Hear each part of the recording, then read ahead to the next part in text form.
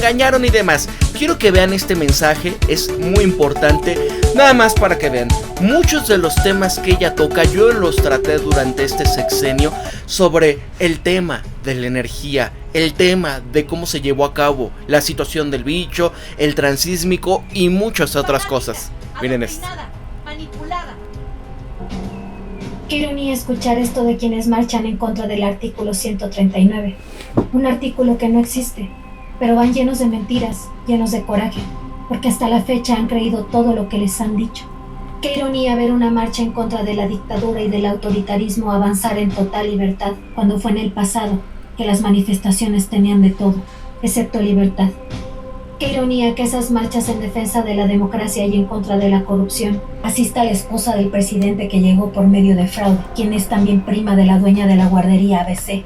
Asiste el hijo del expresidente que le dio a México leche radioactiva y quien tuvo la inflación más alta en la historia. Asistan los partidos que se niegan a que el poder legislativo y judicial lo elige el pueblo. Y para colmo, mientan y se digan ser marchas apartidistas, cuando fue el magnate dueño de la oposición quien las convocó. Qué ironía que digan que la Constitución no se toca y desconozcan las 400 veces que se ha modificado en los últimos sexenios. Qué ironía la aguerrida defensa de los organismos de transparencia, esos organismos que son todo menos imparciales, que hacen millonarios contratos con funcionarios públicos y que mueven la ley para cobrar millonarias pensiones infinitas. Qué ironía que los que prometieron hospitales, daban quimios de agua y monopolizaron las medicinas, sean hoy los indignados por el manejo de la pandemia, cuando el país se vacunó en su totalidad y a pesar de los altísimos índices de hipertensión, diabetes y obesidad, nuestro índice de mortandad fue menor que en países de primer mundo.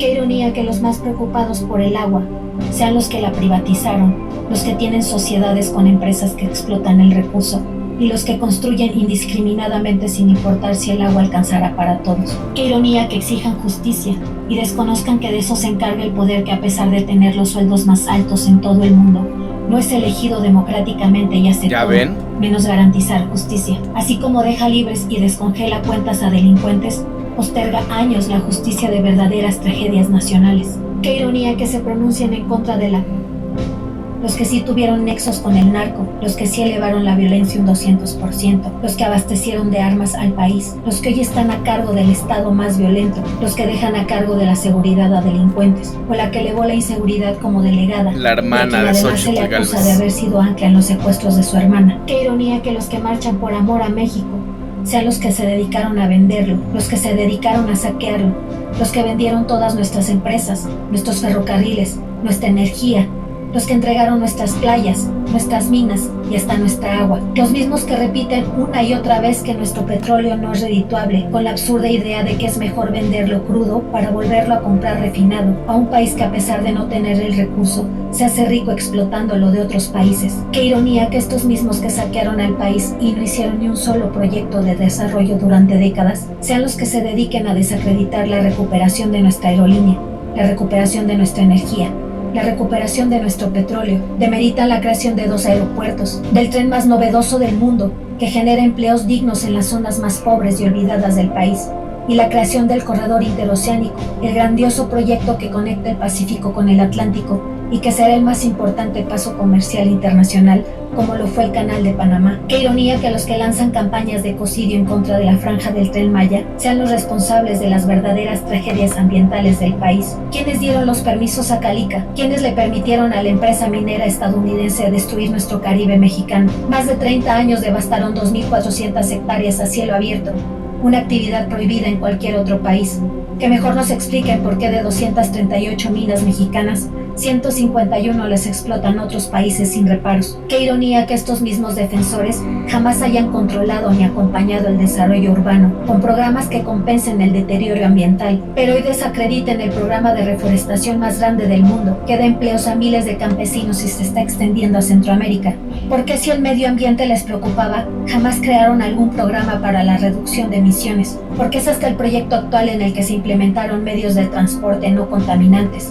Metrobús, cablebús, trolebús, o fue el primero en impulsar el uso de bicicletas con 240 kilómetros de ciclovías, o fue el primero en comenzar con el aprovechamiento de energías limpias, con la creación de la planta solar más grande del mundo. Qué ironía que los que dicen desde hace 6 años que seremos Venezuela, sean los que sí devaluaron 300% nuestra moneda, los que de un día para otro aumentaron el IVA del 10 al 15%, los que convirtieron deudas privadas en deuda pública, los que desaparecieron empresas sin importar el masivo desempleo, los que subían centavos al salario y siempre por debajo de la inflación, los que redujeron y privatizaron las pensiones, los que construían millonarias obras inservibles e inconclusas, los que resolvían tragedias con cobijas y proponiendo tandas, los que aún siguen viendo la forma de afectar a los ciudadanos, colocando una candidata improvisada, con cero proyecto, a intentar levantar lo que se dedicaron a destruir por 80 años, usando como estandarte los programas sociales que siempre repudiaron. Por muchos años les creímos la idea de vivir en un país pobre, un país que necesitaba endeudarse para sobrevivir, un país que llegó a tener una inflación de más de 4000%, Imagínense. un país con una moneda cada vez más débil, un país que bastaron 2 semanas de influenza para pedir 5 billones y así duplicar la deuda externa. Con estos antecedentes, el pronóstico de México después de 2 años de pandemia y recesión mundial era devastador, pero no. Para nuestra sorpresa y pese a la peor crisis mundial en 100 años, mientras otros países tardan en recuperarse, México por primera vez no pidió ni un centavo, no aumentaron los impuestos, no se interrumpió el desarrollo. Todo lo contrario, México hoy tiene el menor índice de pobreza en 40 años, el menor desempleo a nivel mundial, tiene la moneda más fuerte frente al dólar, la gasolina y la canasta básica por debajo de la inflación, y además se coloca en segundo lugar en crecimiento económico y captación extranjera a nivel mundial. Hoy México es el 5º principal productor de petróleo y tiene la gasolina más barata que incluso en primer mundo. México se dejó ver como en realidad es un país rico, pero siempre saqueado. Basta un poquito de historia universal para saber que detrás de esta guerra sucia en los medios no solo están los magnates y políticos corruptos. A esta campaña que inició hace años se le sumaron intereses internacionales descontentos por ver cómo se les cierran las llaves. Y como lo han hecho con otras naciones que defienden lo que les pertenece, preparan un ejército de traidores a su patria, llenándolos con noticias falsas para desestabilizarlos y así justificar sus tan anhelados golpes de Estado. Pero México ya no está solo. Hoy somos millones de mexicanos los que estamos listos para defender lo que nos pertenece. Vivimos muchos años dormidos bajo una conquista sutil y enmascarada, pero ya despertamos. El corazón de México hoy late con toda su fuerza, y del lado correcto, el de la izquierda. Hoy late con hechos y no con palabras. Hoy late en defensa de nuestra soberanía, y desde aquí les decimos que su campaña de miedo habla más del suyo que del nuestro. Porque hoy los mexicanos es miedo lo que menos tenemos. ¿Ya ven, amigos? O sea, esto es parte de lo que hemos estado hablando aquí durante tanto tiempo. Es algo, me da risa porque de repente dicen: Pablo, ya te vendiste, que no sé qué, cómo eres chairo, cómo eres comunista, cómo eres... Imaginen, ¿no? Qué ironía, después de todo lo que hemos vivido, después de tantas cosas que en verdad, que no estás viendo lo que ha sucedido a lo largo de todos los años que esta gente estuvo en el poder. Miren acá, Dennis Dresser. Espero estés de acuerdo que la violación de los datos personales de un ciudadano por parte del ejército es un abuso. Espero que al mínimo estemos de acuerdo en eso. Me parece que porque hay muchas personas en la 4T que argumentan que democracia es solo mayorías y voto de las mayorías. En esta mesa jamás y no defensa. Jamás se ha planteado eso. No, pero allá afuera esa es la versión de democracia que tiene tanto el presidente como Claudia Sheinbaum. Pero no es el caso. ¿Y qué no es acaso lo que la misma palabra significa? Demos Kratos el poder del pueblo. El presidente, bueno, ok. Es nada más increíble. mando un mensaje vía esta mesa, porque creo Denis planteaba la pregunta de por quién querían que Déjame quitar así porque tiene copy, retomar lo que dijo Sergio, es más, vamos a ponerlo. de su inquietud. Claro que inquietan las 2/3 partes. Hay unas propuestas del presidente del 5 de febrero, la desaparición de los proporcionales, si la independencia del Poder Judicial. En fin, yo creo que efectivamente eso puede ser preocupante. Veo que hay otros contrapesos. Esos contrapesos tienen que ver con la realidad, un mundo globalizado, una economía de mercado, una ambición, por supuesto, el próximo gobierno. En fin, le veo otros contrapesos. Pero ante la sorpresa de las 2/3 partes y del voto, escucho a mucha gente decir: pero caramba, ¿cómo es que nadie salió a defender la democracia mexicana?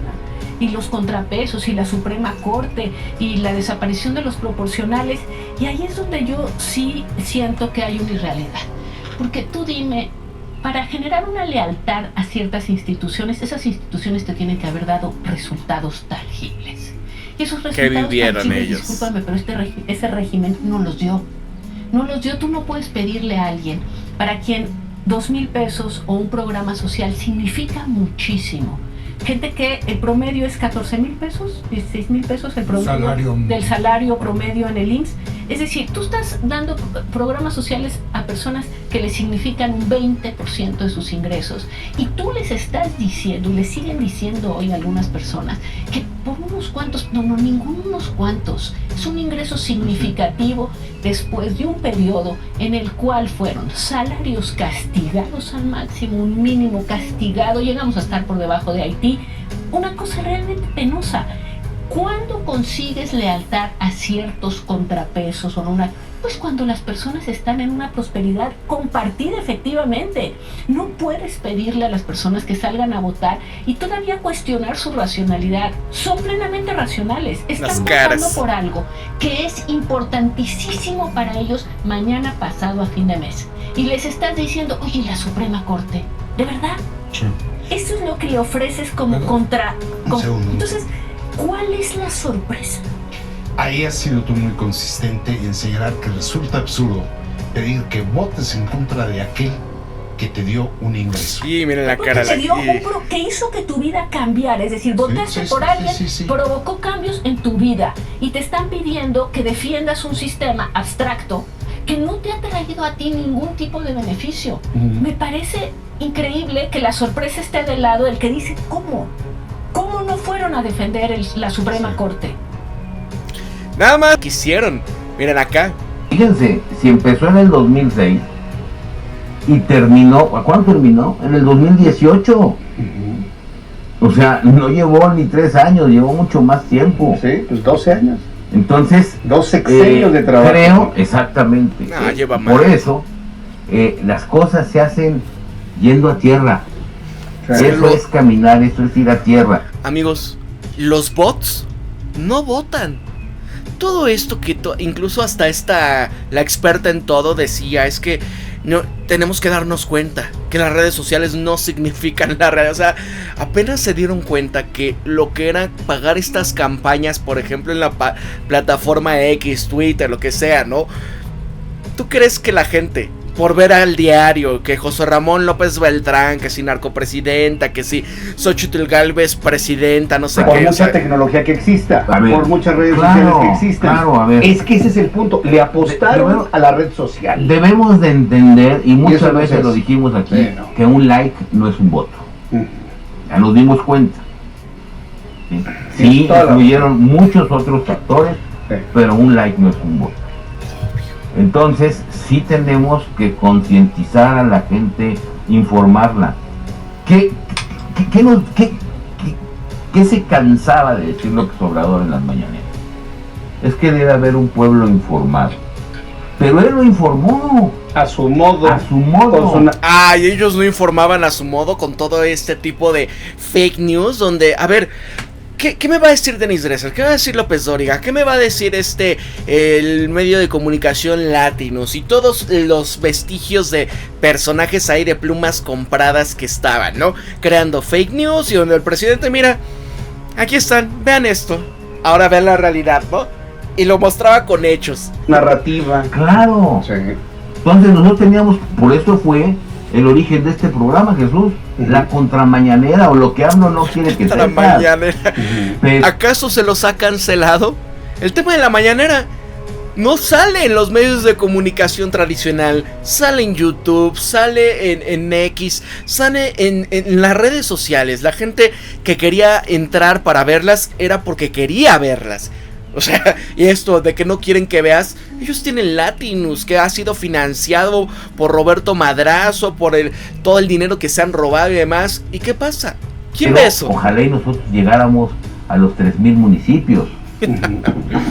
Podemos llegar a más, pero tenemos que llegar más. Claro. ¿Sí me explico? O sea, ¿cómo van a llegar? Si esta gente nada más se mancha las manos, se arremanga la camisa, pues nada más cuando es previo a la elección. Después ni siquiera, ¿no? Ni siquiera le dirigen la palabra a los demás porque, uy, qué miedo, ¿no? Como decía ahí Al-Azraqui, hoy no te has dado cuenta cómo en los restaurantes ahora estoy viendo gente como fea, naca, así como que esos son los nuevos ricos, esos son los de la 4T. Entonces sí es importante que hagamos esta conciencia, que sí estamos dolidos, estamos golpeados, estamos con muchas cosas, pero nos paramos y actuamos, pues ¿saben qué?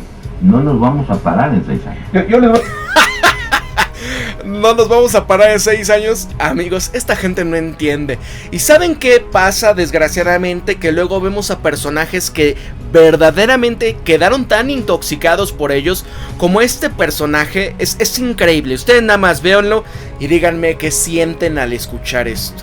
No, la señora que limpia mi casa, por ejemplo, se va a oír culero y no quiero que me tomen a mal, súper ultra mega chaira, ¿no? Viene una vez por semana y le pago, creo que 450 pesos.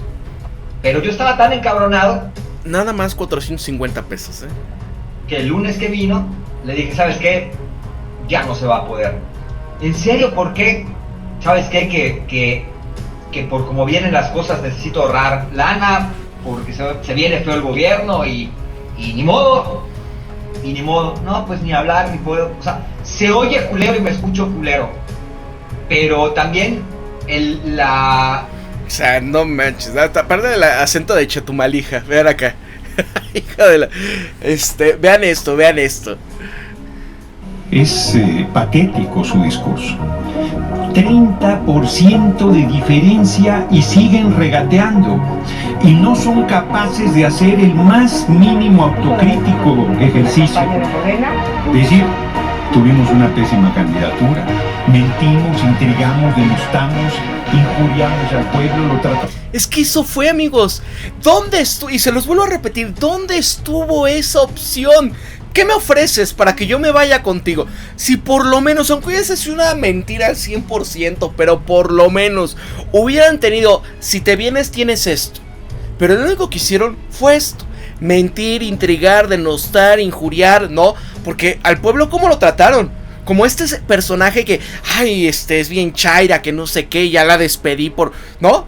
Estamos con racismo y con clasismo, le emitimos millones de dólares desde el exterior a una campaña narco, presidente narco, exacto. Le pegamos o intentamos pegarle a la coalición gobernante. Vean esto, ¿no? Con los actores estos de Sélvame del Tren y que no sé qué. O sea, que cuando en verdad había cuestiones como lo de Cálica, el señor se desaparecía, el señor ni vive en México, Dios mío. Vean. No hicimos propuesta, no planteamos alternativa, no hicimos una oposición seria, fuimos un obstáculo para cualquier determinación en favor del pueblo.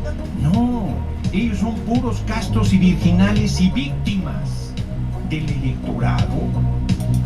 ¿No? Pues ahí está. ¿Qué esperaban con todo eso? Y mira, ¿qué esperaban?